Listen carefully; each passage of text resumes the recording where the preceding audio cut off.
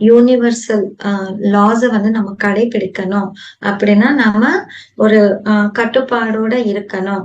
அதுக்கப்புறமா நம்ம வாழ்க்கையில ஒரு டிசிப்ளின் கொண்டு வரணும். எம்எம்னா என்னன்னா அது வந்து எல்லாருமே பொதுவா ஃபாலோ பண்ண வேண்டிய சூத்திரங்கள். அதுல 5 இருக்கும். அதுக்கப்புறம் நியமங்கள் அப்படின்னா பாத்தீங்கன்னா நம்ம தனியா கடைபிடிக்க வேண்டிய சில விஷயங்கள் அதுலயும் 5 இருக்கும்.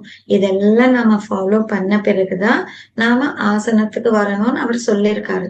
ஆனா பத்ரிஜி என்ன சொல்லியிருக்காருன்னா நம்ம வாழ்க்கையில நம்ம யமம் நியமம் என்றது கடைபிடிக்க முடிஞ்சா நமக்கு இந்த ஆசனா இந்த தியானம் எதுவுமே தேவைப்படாது. ஏன்னா நம்ம வாழ்க்கையில அந்த டிசிப்ளின் வரத்துக்கும் அந்த அந்த கட்டுப்பாடு எல்லாம் வரத்துக்கு நம்ம தியான சாதனை அந்த ஆற்றல் தான் ரொம்ப முக்கியம். சோ அந்த ஆற்றல் இருந்தாதான் நம்ம அந்த மாதிரி வாழ்க்கை நடத்த முடியும். அதனால